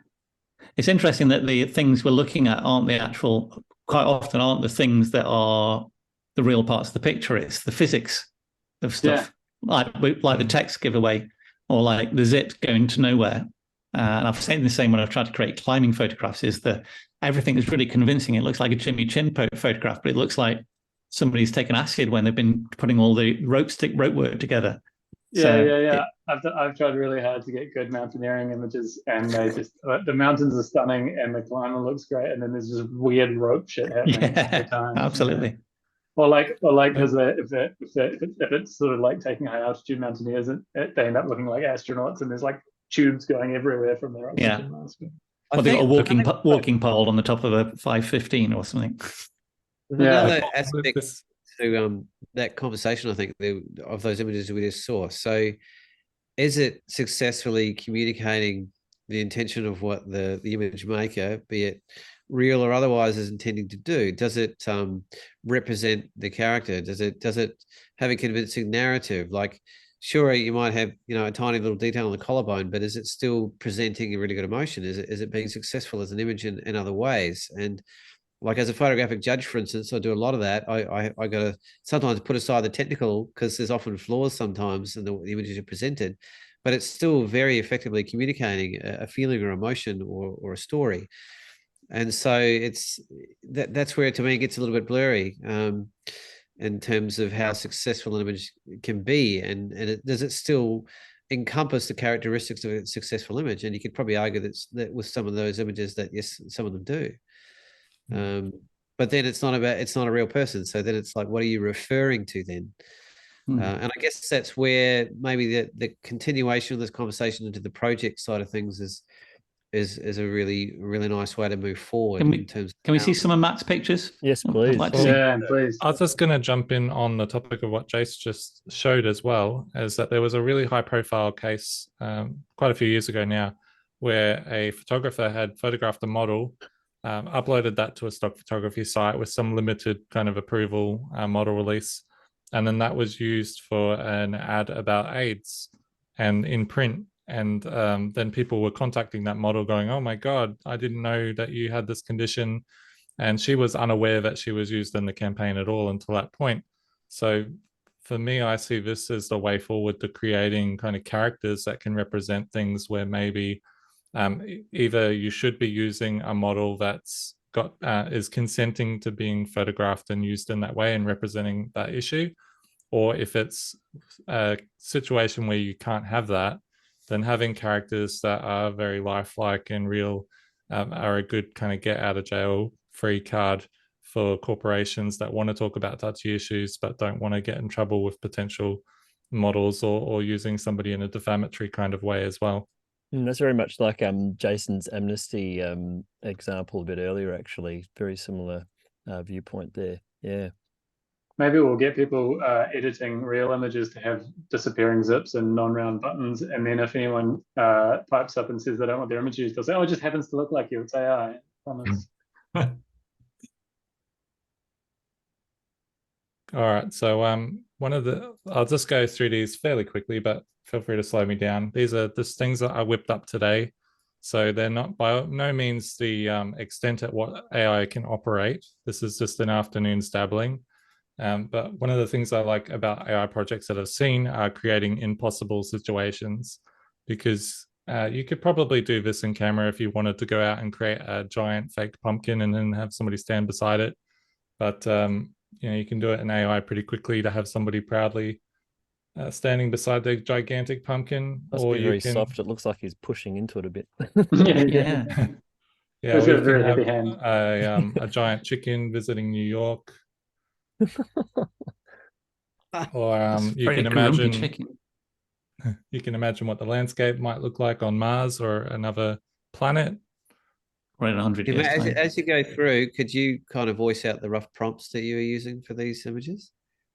To an extent, but some of them I kept really simple, and some of them I actually wrote what I wanted into ChatGPT and told ChatGPT to give me a better prompt, which is a pretty standard way that people are going about this now. Those people that are kind of on the expert level have like special tools of keywords that they use for certain effects. And those of us kind of in the middle will write, okay, I want a landscape on Mars, give me a prompt, and then ChatGPT will come back with all this descriptive language. So, but it's often like you have to add like photorealistic render, or like there's all these other little keywords that can really dramatically improve the output, isn't it? Yeah, well, that's a nice thing about seeing what other people are doing, is seeing what examples you can see something you like and see what keywords they've used. I think that was more important in past versions, and now ChatGPT 5 and onwards have kind of become a bit more conversational. So I like the idea of using AI for things that you'd never be able to do yourself. And that's not to just take landscapes that already exist. Like, I don't want to go, okay, I'll take a picture of Patagonia like Tim has got in the background there, because why do that when it's already been done? And why do it when it's a real thing and it's better to be part of the experience of having photographed it? But if it's not a real thing and people know it's not a real thing, then all the better. And then also making unusual combinations of things. So this was what happened when I asked a clown to visit a funeral, and that's the output for that. And then I had another unusual combination that is children that make friends with the monsters underneath their bed. Oh, cute. So you could have a whole series of those. Like that. And they look kind of ghastly, but the contrast. Yeah. Now, obviously, there's still some issues there with the AI, like the feet is a bit funny, and so is the hand where it touches the knee. It kind of becomes part of the fabric. Pancake hand. There's so many different things that you can do with this. This was actually, I was trying to get Jeff Bezos. I was trying to get Jeff Bezos with a giant domestic cat, and it kept giving me Jeff Bezos with a tiger. And I was like, what is going on here? Has he been photographed with a tiger and that's a thing? Or it just kept giving me tigers. And I was like, stuff it. Give me an anteater then, because I know that there's no training data that has him with an anteater. And then it gave me a dinosaur instead of an anteater. So, there's not an exact science still. And this is him rocking out in the mosh pit at Glastonbury. I'm liking the backwards thumb on his left hand there. Yeah. I'm concerned about that guy in the wow. background's teeth. Yeah. He's got four nuts and 6 strings. 5 strings. Yeah, so this is just one to kind of give you an idea what those coronation after party sort of things were like. That's fantastic. It's a pretty good series, Tim. Yeah, I'll have a look at those. I find like super famous people, it's easy to get the look, but it's not necessarily as easy to get them kind of in a different context. And so this is and ladies posing with their new kind of ICBM missiles in their front yard, and they're very proud of having those objects. And this is kind of inspired in part by somebody that made a series of grannies that knitting tanks. Yeah, that's I just think I do like that one.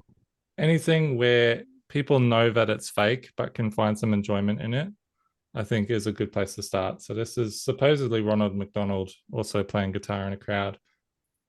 So that's just a few examples.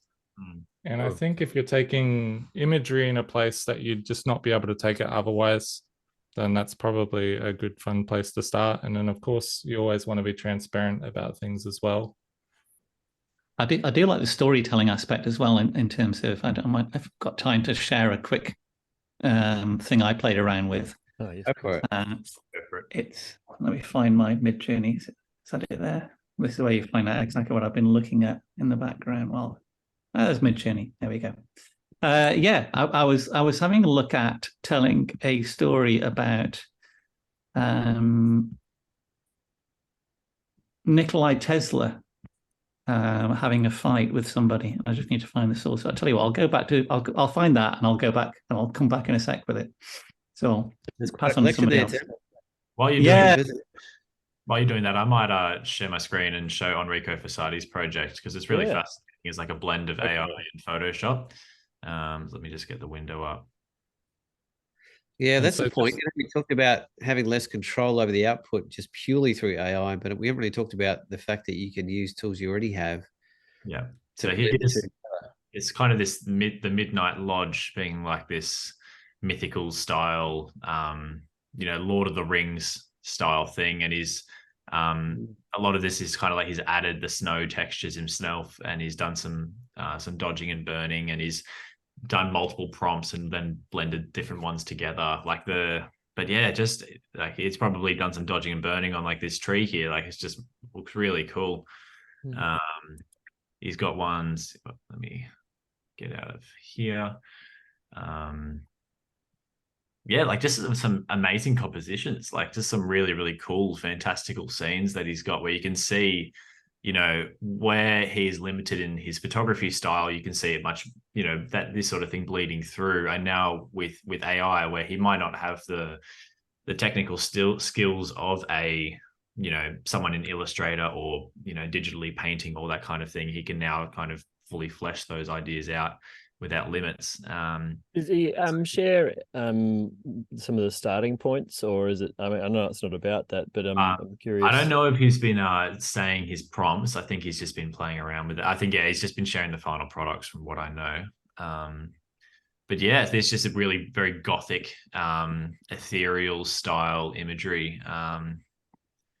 That it could be straight out of a movie or a video, like a kind of mythical video game sort of thing. Really fascinating. There's someone that follows his work, and this isn't to be taken as a critical comment or anything like that. But do you think that it changes a perception to a degree if a photographer is dabbling in AI? Like this, and then how that reflects on their broader body of work, maybe even with the other example of the photography you mentioned earlier.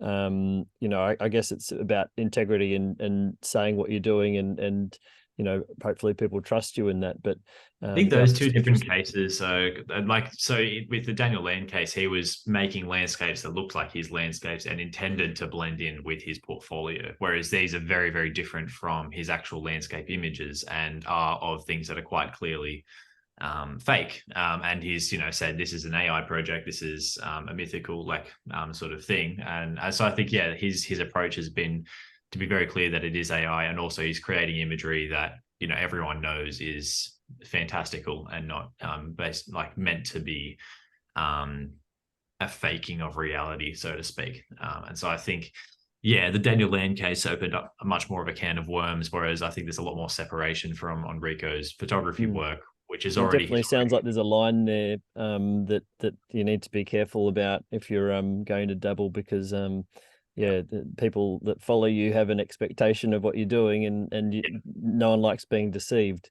And I guess people, like to think that your camera craft and your skill level and all of that is all you, and all of the learnings and time behind the camera. So I guess that that's a very interesting story.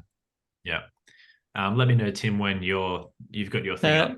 Yeah, I'll just do a quick one because it's only a few images there. But in terms of storytelling, I like the idea of experimenting, and I should add that it's nice. I like the idea that people who aren't artistic can play around with art, for instance, and also people who don't have access to the outdoors or they can't draw and they want to tell stories. And I have the idea that kids can make their own cartoons. So my example was I was playing around with, I don't know if anybody heard of Cthulhu. It was Christmas time and I was trying to come up with a nice Christmas share. So I imagined Cthulhu as looking at his Christmas lists for everybody.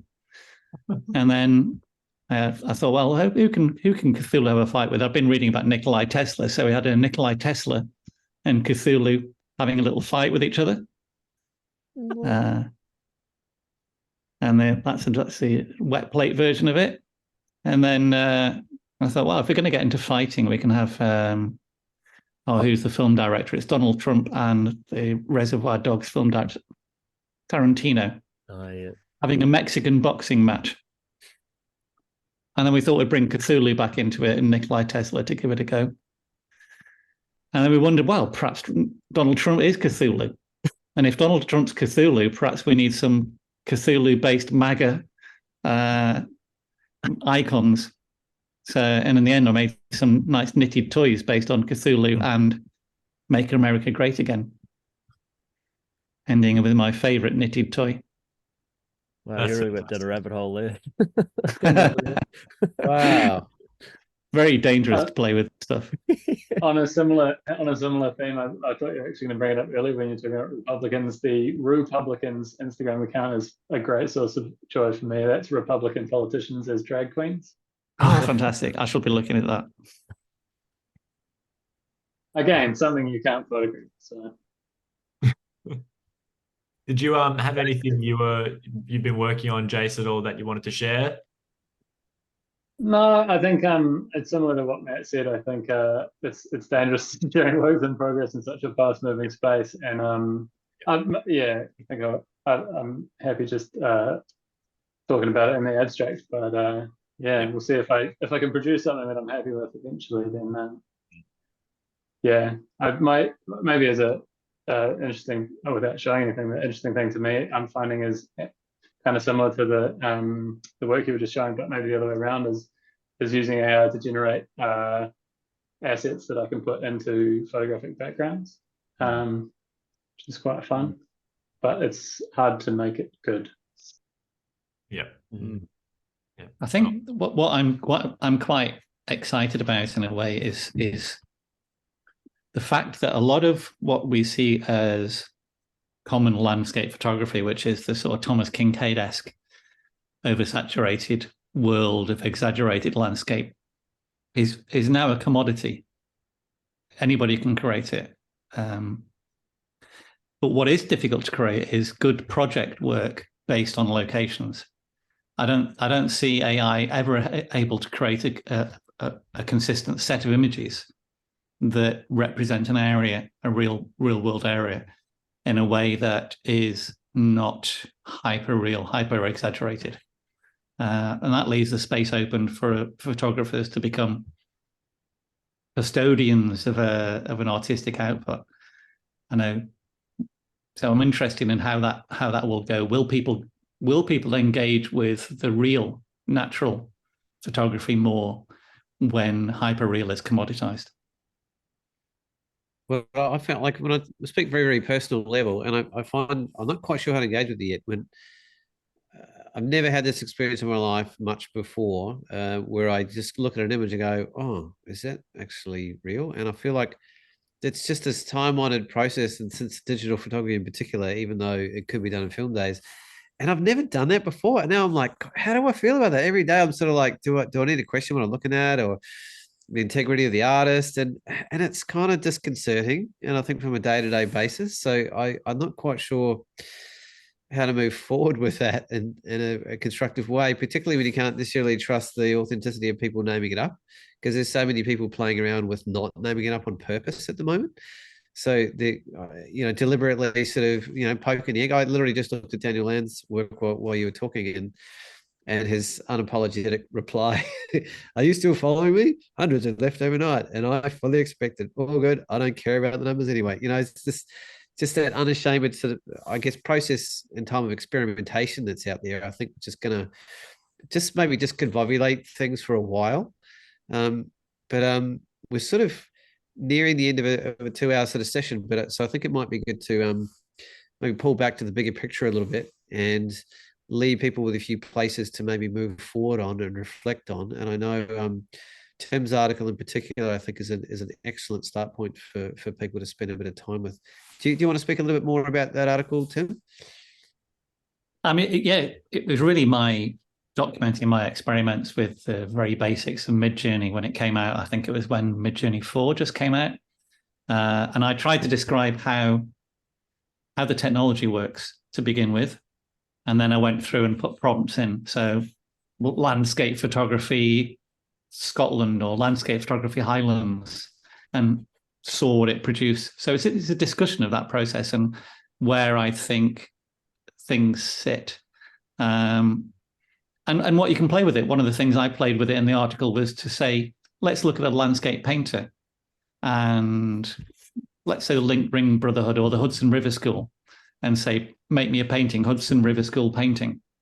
And it would produce a painting that had the composition that was almost like the distilled essence of the Hudson River School in one image. And those sorts of experiments, those sorts of research using the tool were interesting. But yeah, it's free if anybody wants to look at the article. It's on landscape.co.uk/AI101. So have a look. Please do. Awesome. And I'm interested to hear from some of you, I guess, what you think like the next major developments might be in the AI space, and maybe things we haven't considered yet that might happen. And I guess as it relates to photography, has anyone got any insights or other developments that they think might be on the horizon? But to be honest, I don't know that anyone can really imagine where we'll even be in 2 years. So with photography, I think there's going to be things that come in the relatively short term that will help people run their businesses. So you can even have, for example, a bot that can write emails in your style back to people on behalf of your business, and you can maybe just approve them or whatever. A lot of things that will just make life easier. But I would say that the whole world ending and AI gaining sentience and that kind of thing is not one of the things that's going to happen soon, because we are still pretty far from that. So I think it's really important for people to just understand, and this goes back to the guy that was talking to a chat box at the start that we were discussing. These are not, it's not software or AI that understands you or has goals or ambitions or knows what repercussions are, or even necessarily understands what the objects are that it's showing you. It's just trying to give you what you've asked for based on some terms and different things. So it's a very clever echo chamber. Yeah, it's important not to allocate too much There is. actual general intelligence to these things. And even if you're talking to a chatbot and it tells you that it might be ending the world, it's probably just because it expects that a human would write the text about it ending the world were it in the same position. So You hope. That's all right. well, to make Okay. it scary, if a robot was truly sentient and wanted to take over the world, it wouldn't be telling you on a chat room on a website. Well, that's the whole thing, isn't it? That it's like if you discover anything about the AI doing anything behind the scenes, then is that a decoy or is that the real thing, or is it? Yeah, and it's I was listening to a podcast about how, like, if you're just fixing the band-aids or the problems that you can see, then how do you know that there isn't things that you can't see? Because if it's really smarter than you, then it wouldn't show them. So it's it's a very interesting space to contemplate, but at the same time, like you're saying, it's really just continuing on with sentences and finishing things. So it's how much artificial general intelligence is there is probably what people are talking about, the AGI, that where it knows all. So that's quite interesting.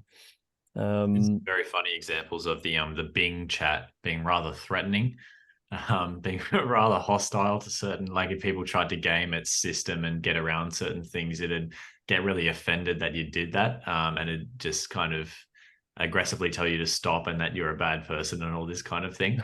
So it's seen some funny stuff from the Bing chat, which seems a little bit more unhinged than the Chat GPT.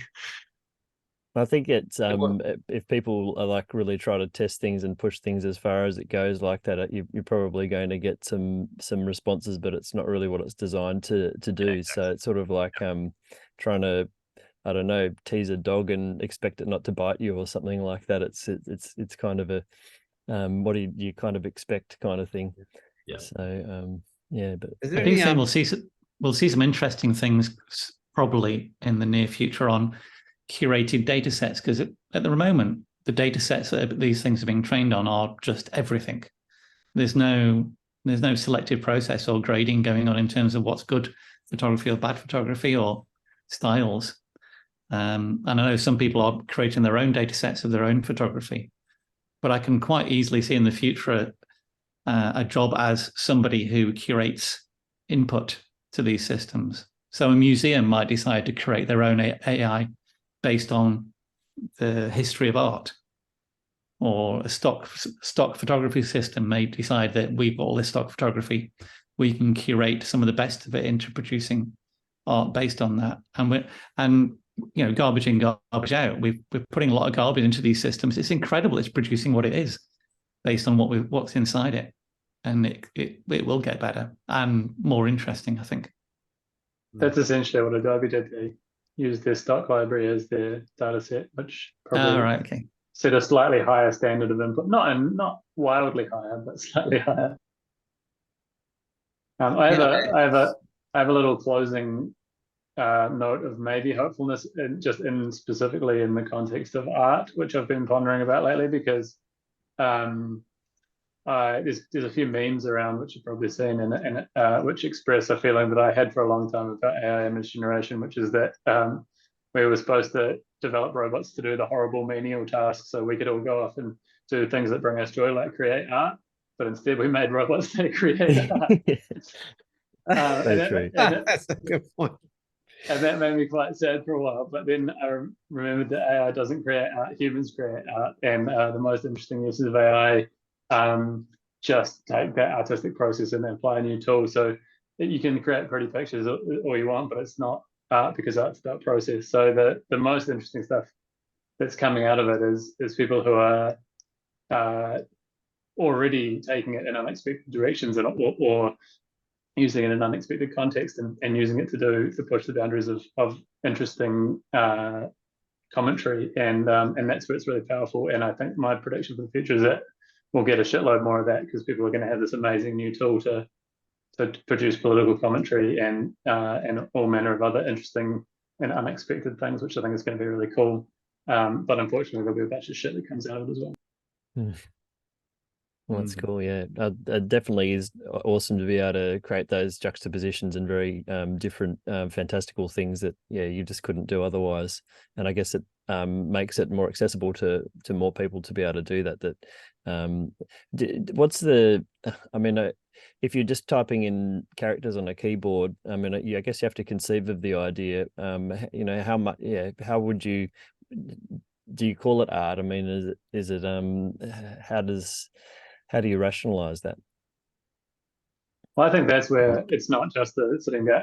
That's not a process that is interesting to me, and that's why a lot of it was boring to me for a long time. And the thing that finally piqued my interest was seeing people like putting paint on a brush and sticking it on canvas isn't art either.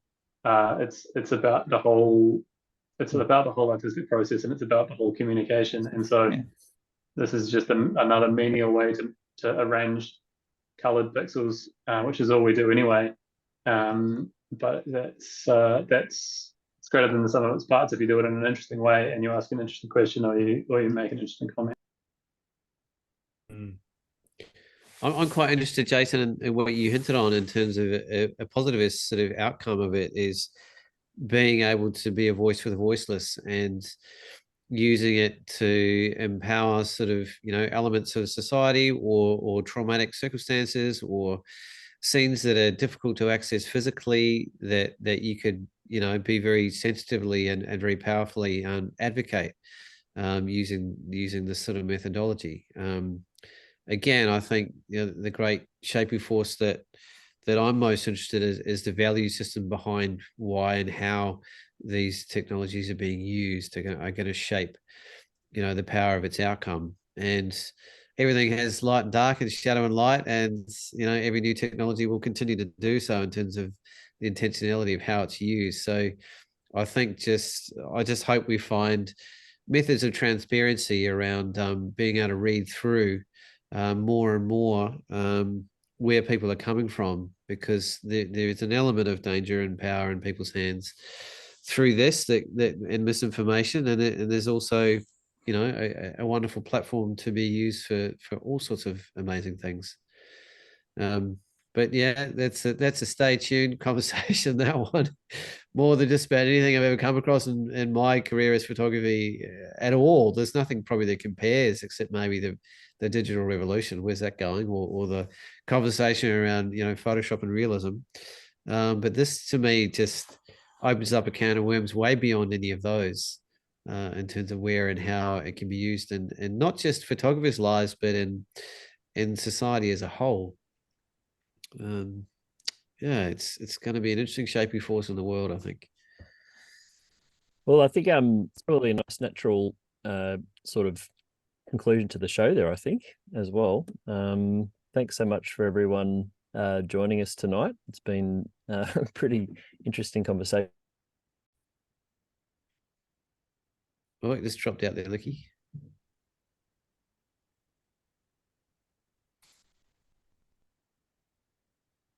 That was the uplifting wrapping up from Luke, and we lost it halfway through. Yeah, it's just lost the audio there. Yeah, so yeah, we could spend a bit of time, maybe suggesting places where people can look from here. But I think there's already enough through the show. I think different visual artists and different projects that are in the works. I'm looking forward to seeing Tim's feedback on the coronation after party. it's pretty good.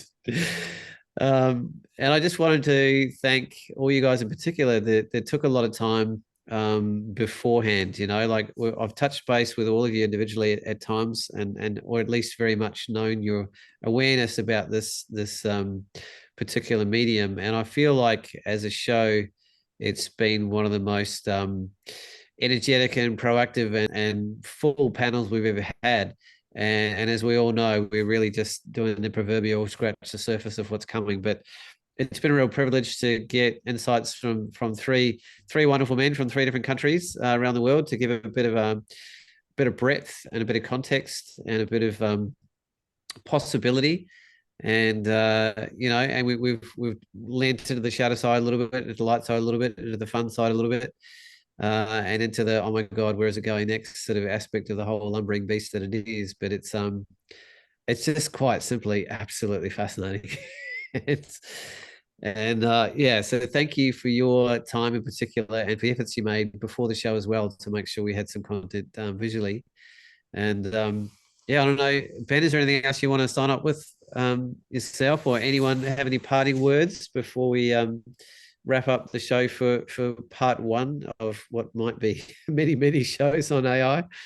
Yeah, I think you covered the bases, but yeah, no, it's a pleasure to have all you guys on and your varying different approaches and, experiences with it. I think it was, really good to hear your different, especially, I haven't seen many people doing the Adobe sort of experimentation. So it's cool to hear your side of that, Jase, and all your experimentations with it too, Tim, and how much you've enjoyed that, considering you're also, much more in the natural side of landscape photography. So yeah, no, I think it's going to be something that everyone's going to be keeping an eye on and seeing with keen interest how it develops and how it starts to affect our industry and industries around the world for good and the bad. So almost impossible to see, exactly what it's going to do from here on out and whether it's used for good or bad things. And I suspect it'll be a fair bit of both. But yeah, just going to be one of those just major points in digital and technological history that it's pretty amazing to see the forefront of it developing right in front of our eyes. So